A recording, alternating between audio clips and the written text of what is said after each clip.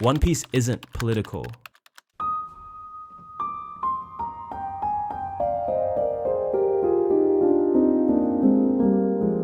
People call One Piece an adventure story, and it is, but it is also a story about a world where an 800-year-old institution keeps slaves, erases history, and manufactures criminals out of people who were born inconvenient.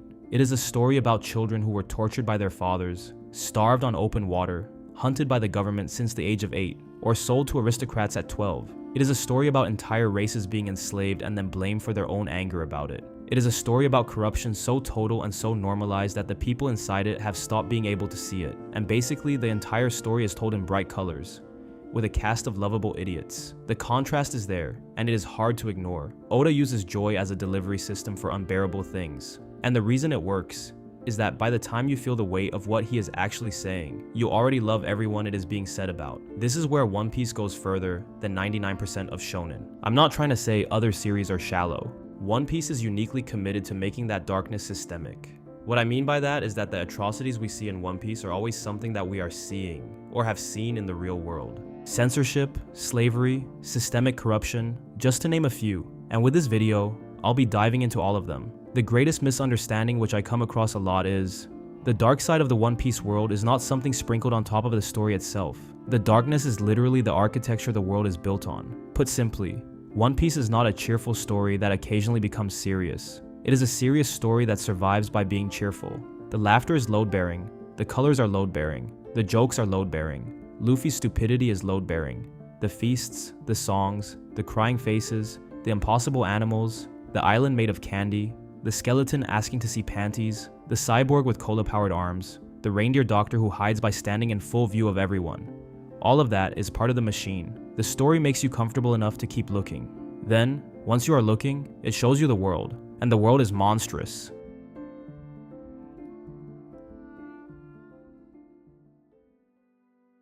The human auctioning house at Sabaody Archipelago operates in plain sight, with enslaved people sold as merchandise under euphemistic public language. Slavery in One Piece is also tied directly to Mary Joie, the world nobles, Tequila Wolf, and the buying and selling of people across the world. The first thing to understand about slavery in One Piece is that it is not hidden.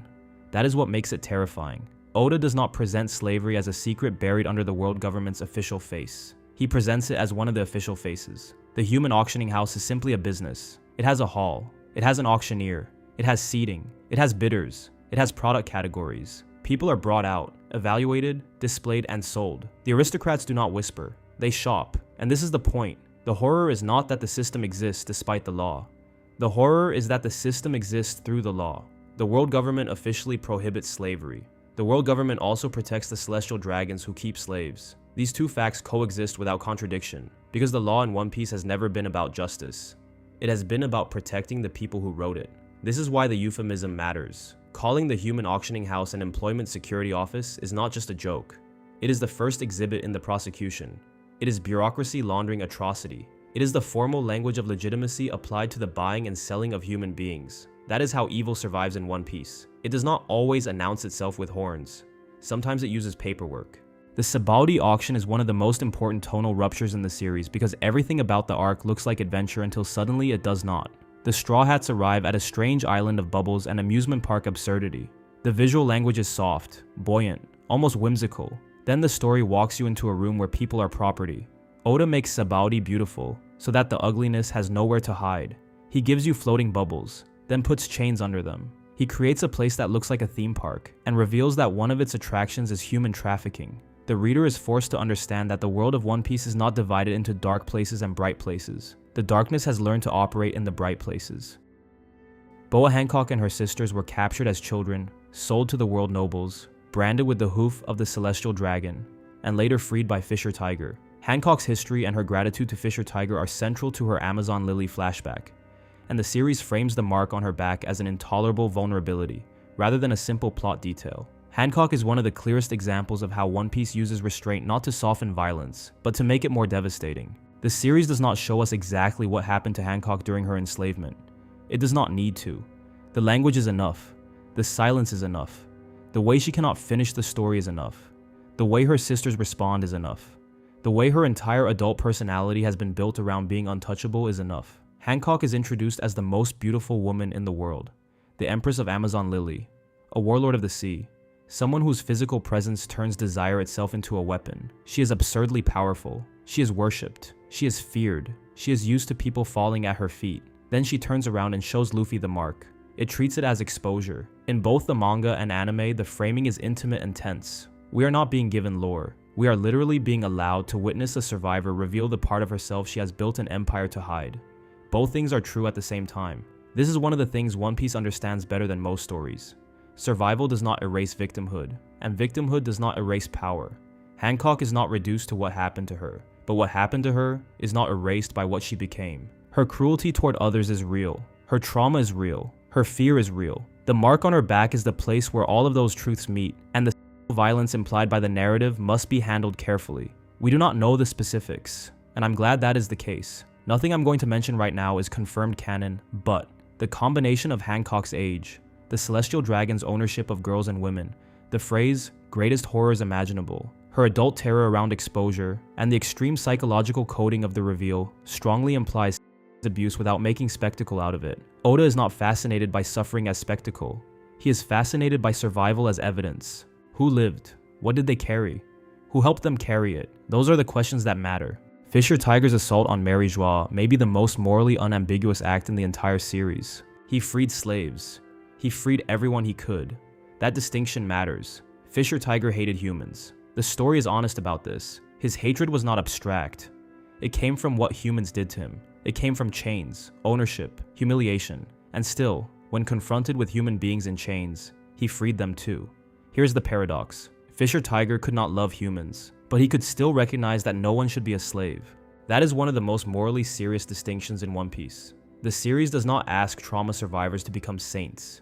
It does not demand that the abused love their abusers. It asks a harder question. Can you refuse to reproduce the thing that destroyed you, even if you cannot heal from it? Tiger's answer was yes, and it killed him. So what does it mean that the most morally unambiguous act in the series, freeing slaves, is also the act that sets a man on the path to death? It means One Piece is not naive about righteousness. It does not pretend that doing the right thing protects you. In this world, doing the right thing often makes the system notice you. That is the cost of being right in a world built to punish rightness. And it is why Luffy punching Charlos the Celestial at Sabaody is not merely a cathartic power fantasy. It is the same moral impulse in miniature. A person is being treated as property. Everyone knows the rules. Everyone knows what will happen if the rules are broken. Luffy breaks them anyway. The punch is satisfying because it is stupid. It is politically reckless. It endangers the crew. It triggers catastrophe. It is also correct. One Piece keeps returning to this exact moral shape. The thing that is right is not always the thing that is safe, strategic, or survivable. Sometimes the right thing is just the thing that lets you remain human.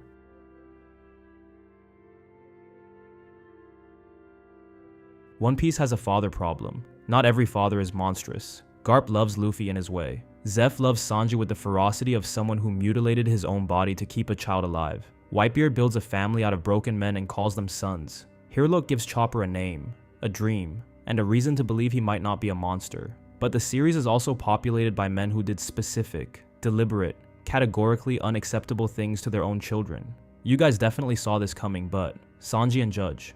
Vinsmoke Judge genetically modified his children, rejected Sanji as defective, allowed his brothers to brutalize him, locked him in a dungeon with an iron mask, and publicly claimed he had died. Judge's crime is not ambiguous. The story does not ask us to weigh it against royal duty, military necessity, or the dream of Germa. A father looked at his child, decided the child had failed to become a weapon, and treated him as disposal.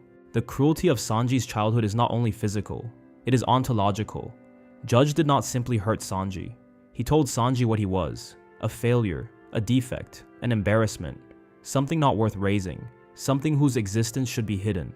This is why Sanji's adult personality cannot be reduced to the cook who likes women and feeds people. His relationship to food is trauma logic. His need to feed the hungry is trauma logic. His inability to accept care is trauma logic. His entire identity is built around the first person who contradicted Judge's verdict. Judge said, "You are worthless, unless you are useful as a weapon." Zeph said, "Your life is worth my leg." Sanji spends the rest of the series trying to repay a debt that no child should ever have been made to feel. He feeds people because he knows what hunger does. He serves because service was the first form of love he understood. He protects because protection was denied to him. He refuses to let people starve because starvation is not an abstract ethical problem to him. It is a memory in the body. And this is the part One Piece gets right. The wound does not stay in the flashback. Sanji does not leave Germa and become fine.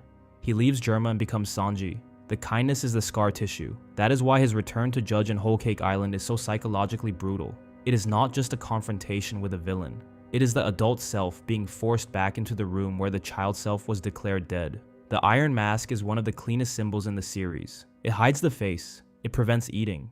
It turns a child into something unrecognizable. Judge does not merely imprison Sanji. He makes him unseen, unfed, and unnamed. And then the series asks us to watch Sanji cook. That is the whole argument in one image.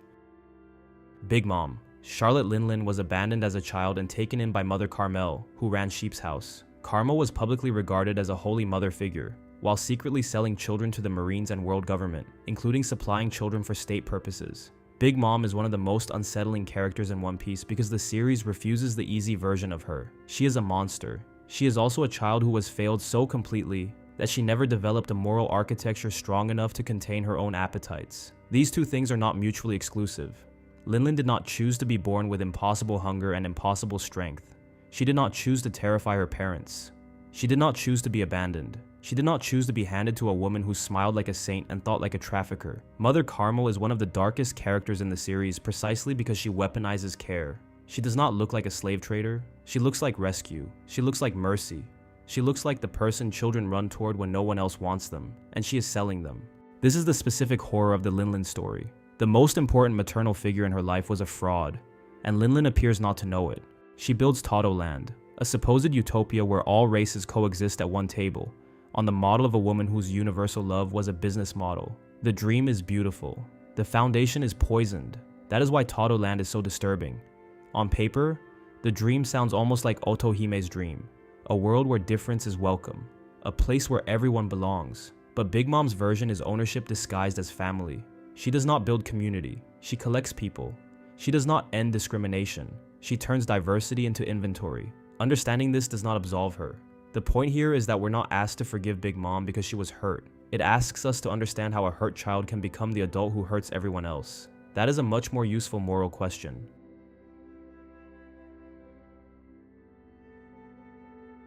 Hunger in One Piece is never metaphorical first. It can become symbolic, but it begins in the body, the point where dignity becomes negotiable because the body has started eating itself. That is why Sanji's moral universe begins with starvation. Sanji and Zeph survive for 83 days on a rock after a shipwreck. Zeph sacrifices his own leg and gives Sanji the available food, creating the foundational trauma and moral philosophy behind Sanji's refusal to let anyone go hungry. The Sanji and Zeph sequence is one of the earliest moments where we can tell what kind of story it actually is. Two people are stranded in the ocean.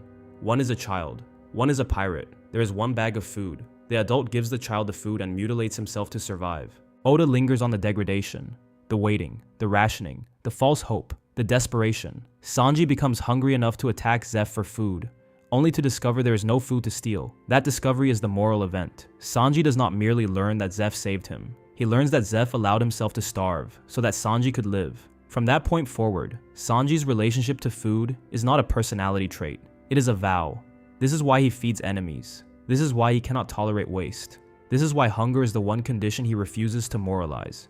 If someone is hungry, you feed them. You can fight them after. You can hate them after. But first, you feed them. Sanji knows that starvation turns people into versions of themselves they would not choose in any other condition. He knows because it happened to him. His generosity is not naive. It is the hardest earned principle in the crew. And this ties us to Ebisu Town in Wano.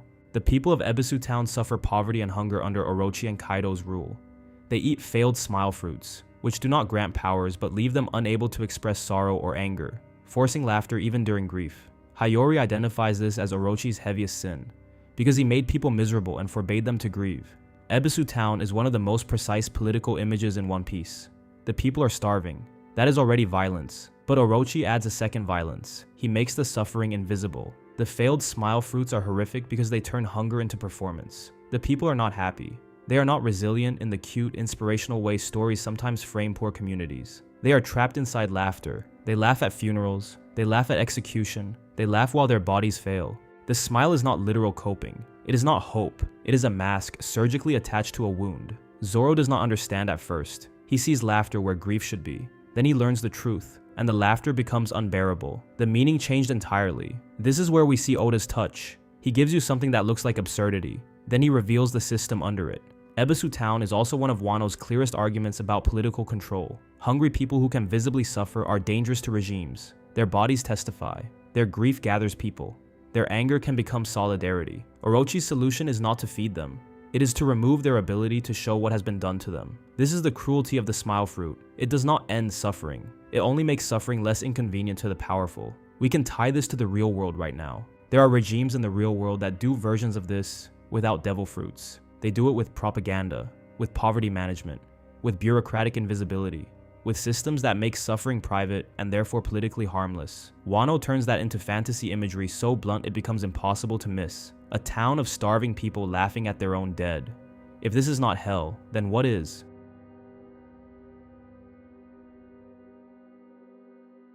The Ohara incident is a buster call ordered against an island of scholars and civilians because the archaeologists were studying the Void Century and poneglyphs. The world government destroyed the Tree of Knowledge, killed almost everyone on the island, and then blamed Nico Robin by issuing a massive bounty on her as an 8-year-old survivor. This, alongside what I'll talk about later, is one of the most precisely executed genocides in this series, or dare I say fiction. It is not a war. It is simply the elimination of a population because of what it knows. Ohara's scholars are dangerous because they have memory. They are dangerous because they are asking questions the world government cannot survive answering. The crime is knowledge, not even revelation, not even revolution, study. The Tree of Knowledge is therefore not just a library, it is a crime scene. The world government burns books because the books contain a version of the world that would indict the people currently ruling it. The scholars are killed because the information in their heads is more dangerous to the regime's legitimacy than their lives are valuable. This is why Robin is not merely a tragic character. Robin is the argument. Every chapter she appears in is a walking contradiction to the world government's moral claim. The government says it protects the world. Robin's existence says the government burned an island, murdered civilians, hunted a child, and then called the child the criminal, rather than narrative complexity. That is how power works. The cruelty of blaming Robin is almost beyond description. They kill her mother, they destroy her home, they erase her people, then they issue a bounty that makes her unsafe everywhere. They make the survivor carry the crime of surviving. This is why Ani's lobby lands with such force. Robin's "I want to live" is not just a Nakama moment. It is the sound of a genocide survivor rejecting the verdict of the institution that tried to make her existence illegal. The world government said, "You are a demon child." The Straw Hats said, "Say you want to live." And for the first time, Robin believes someone might mean it. Lulusia. Lulusia Kingdom is annihilated after Sabo's transmission about Imu, and later chapters connect the destruction to the Mother Flame, a weapon capable of erasing the island and producing global consequences. Lulusia is described as erased from history, with the Five Elders treating its existence as something to be removed from record. Lulusia is the final saga's statement that the world government has stopped pretending. Ohara was atrocity with procedure. There was a buster call. There were warships. There was a visible chain of command. The institution still looked like an institution. Lulusia is different. One hidden sovereign makes a decision. A weapon descends. A country disappears. Then the records are corrected. A country and its people literally unmade within a day's notice. Ohara left ruins. Lulusia leaves absence. It turns a place into a whole, and then instructs the world to behave as if the place was never there. The people of Lulusia were not archaeologists studying forbidden history. They were poor people, in revolt against their own king, caught near a truth the world government could not allow to circulate. Their crime was proximity. This is the logic of absolute power. Once legitimacy becomes more important than life, there is no meaningful limit to what the institution can justify. A scholar can be killed for knowing. A child can be hunted for reading. A kingdom can be erased because someone with absolute power feels like it. And the name is Imu, the one who rules it all. The empty throne is supposed to be empty. That is the foundational fiction of the world government. No single person rules the world. The nations are equal. The system is balanced. The institution is legitimate. Imu is the lie sitting down. The question then is whether the world government can be reformed. And the answer the series keeps returning to seems increasingly obvious: no. And I want to clarify here, not every Marine is evil. Oda has made it clear since chapter 1 that how good you are cannot be boiled down to pirate or Marine. But the fact of the matter is that One Piece is full of decent people trapped inside indecent structures. But the institution itself was built around a foundational crime. Reforming it would require exposing the crime, and exposing the crime would dissolve the institution's claim to authority. That is why the Revolutionary Army exists. Rather than the world government being a corrupt institution, it is a correctly functioning institution whose function is corruption.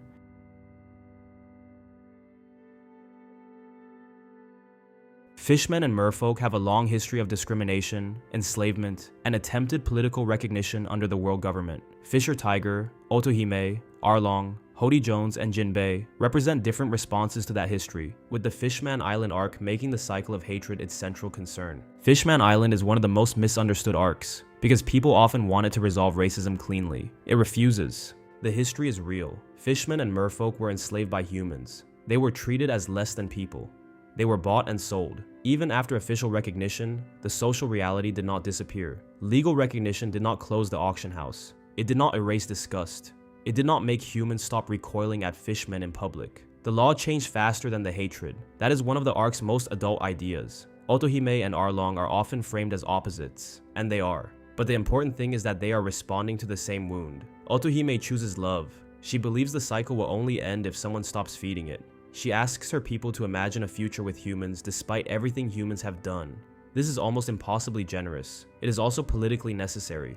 Arlong chooses rage. He looks at the same history and decides that the only answer to centuries of humiliation is reversal. Humans treated fishmen as inferior, so he will treat humans as inferior. Humans built a world on fishman suffering, so he will build a little empire on human suffering.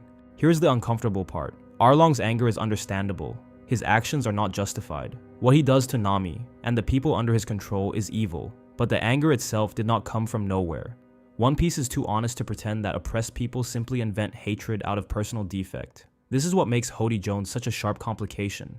Hody is not Fisher Tiger.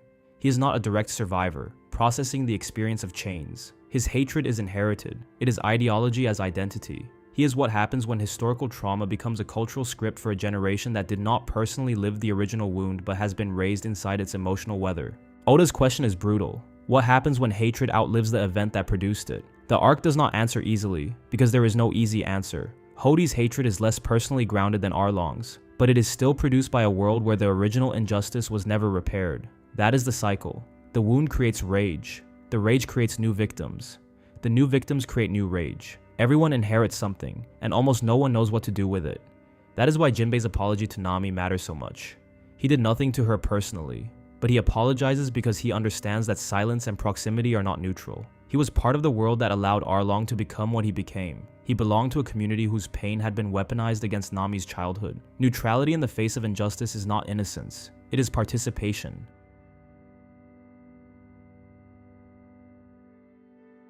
The world government was founded by 20 royal families, with 19 ascending to marry Joie and the Nefertari family refusing that path. The celestial dragons are descendants of those founders, and the system protects their privileges across the world. Doflamingo even operates as both former celestial dragon and warlord, using state recognition and underworld networks to control Dressrosa and the smile/weapons economy. A corrupt institution is one that has deviated from its purpose. The world government has not deviated. It was designed to protect the people at the top, erase the history that threatens them, and criminalize anyone who challenges the arrangement. That is why the celestial dragons matter. They are not embarrassing exceptions to the system. They are the reason the system exists. Doflamingo shows how this works operationally. He is not a rogue element the world government failed to stop. He is a product the system found useful. He is a pirate made legal, a trafficker made diplomatic, a tyrant made convenient. His kingdom is a criminal enterprise with state cover. The world government did not fail to stop Doflamingo. The world government kept Doflamingo. There is a difference. The same logic applies to Cypher Pole. CP9 and CP0 are not contradictions of law. They are law's shadow. They do the things the institution needs done, but cannot admit needing. Assassination, infiltration, kidnapping, coercion, silencing witnesses. These are not failures of the state.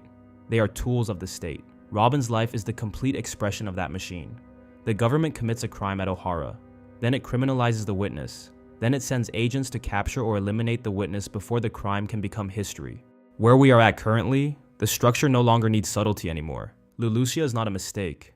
Egghead is not a misunderstanding. The God Knights in Elbaf are not random villains. They are the aristocracy's violence becoming direct again. The fairy tale space of Elbaf is being pulled into the same argument. The island of giants, myths, old songs, and heroic scale is not outside history. It is another place where children can be targeted, rulers can be manipulated, poor people can be crushed, and the world government can extend its hand under the language of order. That is the point of the final saga so far. The world is shrinking. The hidden structure is becoming visible. The series is no longer revealing that darkness exists under the adventure. It is revealing that the adventure was always moving toward the source of the darkness.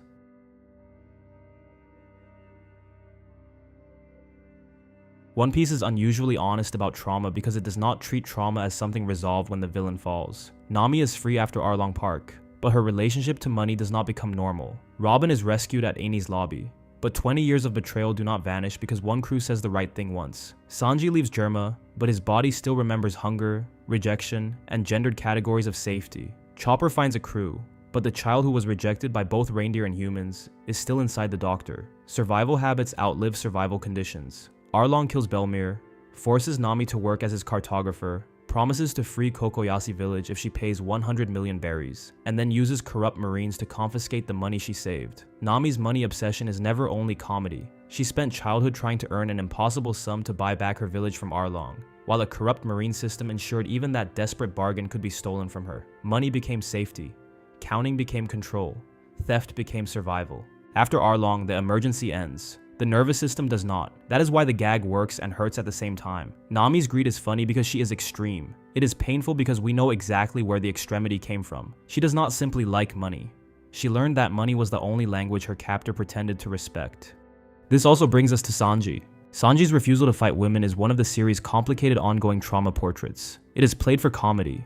It is also a posture adopted by a boy whose male family members brutalized him, and whose sister protected him secretly and at personal cost. Reiju was not enough to save him completely, but she was enough to complicate the map of danger. For Sanji, women are not merely romantic objects. They are a category his childhood associated with mercy. Men were the ones who beat him, judged him, imprisoned him, and defined him as failure. A woman was the one who let him escape. This does not make his behavior uncomplicated. It makes it legible. The point is not that trauma creates perfect ethics. It often creates rigid rules that once protected you and later endanger you. Sanji's code is beautiful, absurd, self-destructive, noble, and sometimes infuriating. That is why it feels real. Chopper is rejected by his herd because of his blue nose, and by humans because he appears monstrous after eating the human fruit. Hiruluk becomes the first person to see him as a person, names him, and gives him the medical dream that shapes his life. He looks like a mascot. He functions as comic relief. He is cute enough that the audience can underestimate him before realizing his backstory is one of the cleanest studies of rejection in the series. Chopper is rejected twice before he has any framework for understanding why. His own herd rejects him for looking wrong. Humans reject him for being wrong. He belongs nowhere. Then Hiruluk sees him and does not run. That is the miracle. The Hiruluk relationship is the first time Chopper experiences the thing the Straw Hats later represent.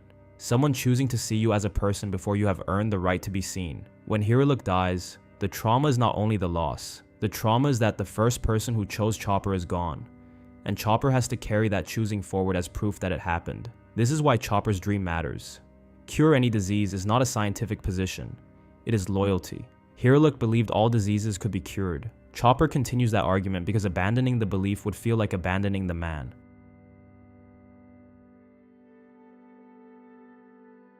One Piece repeatedly argues that perpetrators were often victims first, and then refuses to use that as an excuse. Arlong was shaped by a history of human racism and enslavement. Hody was raised inside inherited hatred. Big Mom was abandoned and trafficked. Doflamingo watched his family collapse, and then converted that wound into domination. Lucci was trained into violence as a child. Hancock becomes cruel, in part because vulnerability became intolerable. The chain of harm matters, but the chain of harm is not the end of responsibility. This is one of the series' strongest moral positions. Understanding is not absolution. Explanation is not forgiveness. Trauma may explain why someone reaches for the knife, but it does not make the cut disappear. The heroes and villains in One Piece are not divided by whether they suffered. Almost everyone suffered. The division is what they found after suffering. Luffy finds Shanks, Ace, Sabo, and eventually his crew. Doflamingo finds underworld power. Arlong finds racial supremacy. You get my point here. That is the difference. Found family in One Piece is therefore not sentimental decoration. It is the series' political answer. The Straw Hat Crew is an illegal social structure made of people the legal world failed. A government-hunted scholar reads history on a pirate ship. A child soldier's brother feeds enemies. A thief from an occupied village navigates them forward. A reindeer called a monster becomes the doctor. A former warlord and fishman carries the history of racism into a crew led by a human who does not care what category the world assigned him. The antidote to systematic cruelty is not merely a better institution. One Piece is too suspicious of institutions for that. The antidote begins with specific people choosing to take care of specific other people, regardless of what the world's categories say about who belongs together. That is why Luffy is so radical. The reason being because he refuses the basic sorting mechanisms of the world. Luffy's question is almost never, "What are you?" It is, "Are you hungry? Are you my friend? Who made you cry? Do you want me to punch them?" In a world built on classification, that simplicity is revolutionary. One Piece has never been a children's story. It is a story about a world recognizably similar to ours in every structural way that matters. The powerful exploit the powerless. The institutions that claim to prevent exploitation enable it. The history that would explain the arrangement has been suppressed. The people most damaged by the system are the ones most likely to be blamed for what the system did to them. And then the story fills that world with the most stubbornly, ridiculously, irrationally hopeful protagonist. Luffy is hopeful because the world is not good, and someone has to live as if goodness is still possible. He laughs in a world built to make laughter obscene. He eats in a world where starvation is policy. He makes friends in a world that turns people into property, weapons, races, ranks, and bounties. He declares war on institutions because one person cried. This is why One Piece works. The story does not balance light and dark like ingredients in a recipe. The light and dark are making the same argument. The world is unbearable. People are still worth loving. That is the story. Don't get me wrong here. One Piece is still one of the greatest adventure stories ever written. But adventure is not the absence of horror. In One Piece, adventure is what happens when people who have survived horror refuse to let horror have the final word. That is why the series can be so funny and so devastating in the same breath. The jokes are not there to distract from the suffering. The jokes are what make it possible to stay with the suffering long enough to understand it. The colors are not there to deny the darkness. The colors are what make the darkness visible. Oda uses joy as a delivery system for unbearable things. Evil is not simple. Freedom isn't easy. Trauma doesn't disappear. The fantasy in this story is that somewhere in the middle of all that, someone will come for you. Someone will feed you. Someone will ask you to say you want to live. Someone will put a hat on your head and tell you to bring it back when you are great. And somehow, impossibly, after slavery, starvation, genocide, racism, corruption, trafficking, abuse, and every other thing human beings do to each other, the story will still end with a feast.